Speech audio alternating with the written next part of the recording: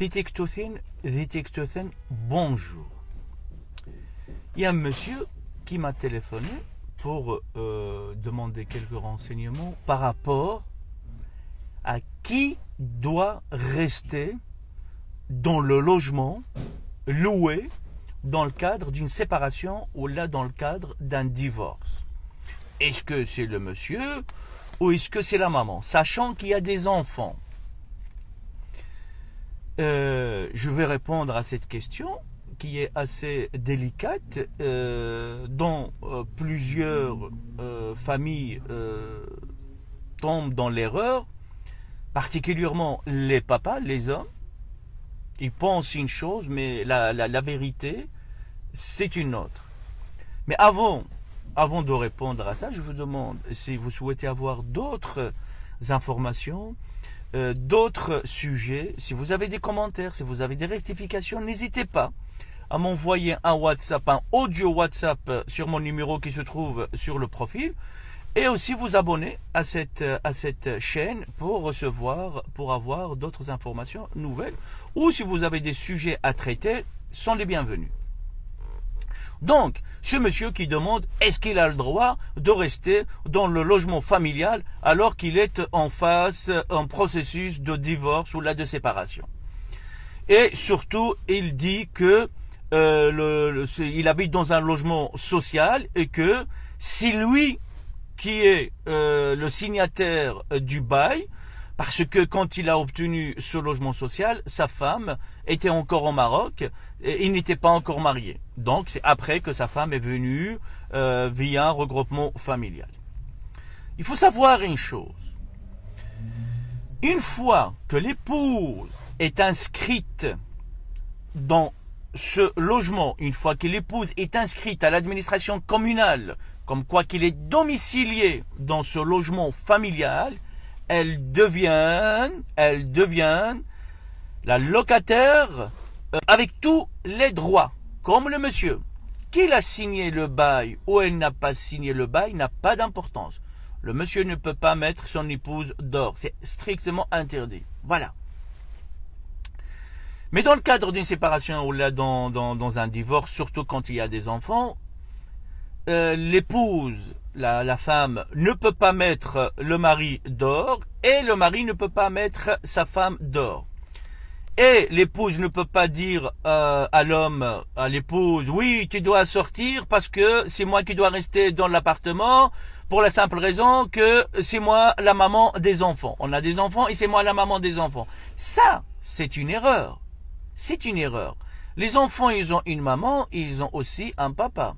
Il n'y a pas de favoritisme, c'est la maman ou c'est le papa. Eh bien, qui décide dans ce genre de situation? Ce n'est pas le propriétaire qui va dire à monsieur ou à madame, ah, tu dois partir. Le propriétaire, en l'occurrence ici, c'est le logement social. Le logement social n'a pas le droit de dire à monsieur de partir parce que madame a des enfants en bas âge. Et le logement social n'a pas le droit de dire à madame, vous devrez partir parce que c'est le monsieur qui a signé le bail. Qui doit trancher, c'est uniquement le juge.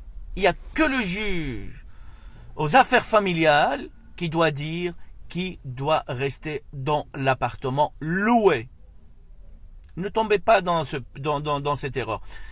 Un homme ou un papa, il y a souvent me disent oui mais j'ai quitté l'appartement pour mes enfants.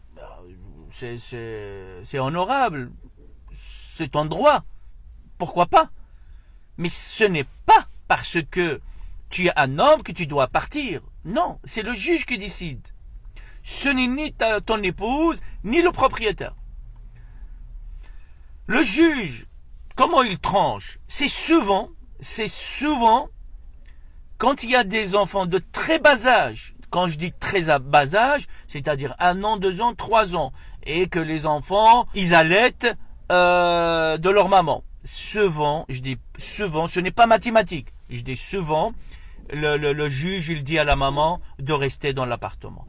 Peu importe qui a demandé le divorce. D'accord? Et quand les enfants sont un petit peu majeurs, on va dire 6 ans, 7 ans, 8 ans, 9 ans, ah ben, qui ramasse? comme on dit en arabe, l'Ikea kullasa, c'est celui qui demande le divorce. Si par exemple, une épouse demande le divorce et que le monsieur ne veut pas divorcer, ah ben le juge, il va dire à la maman, à l'épouse, même s'il y a des enfants, il va dire à la maman, ah ben vous devez partir de logement familial. Si le papa dit au juge qu'il prendra en charge, il s'occupera des enfants. Parce que là, on peut avoir une garde alternée, une garde égalitaire, c'est-à-dire une semaine.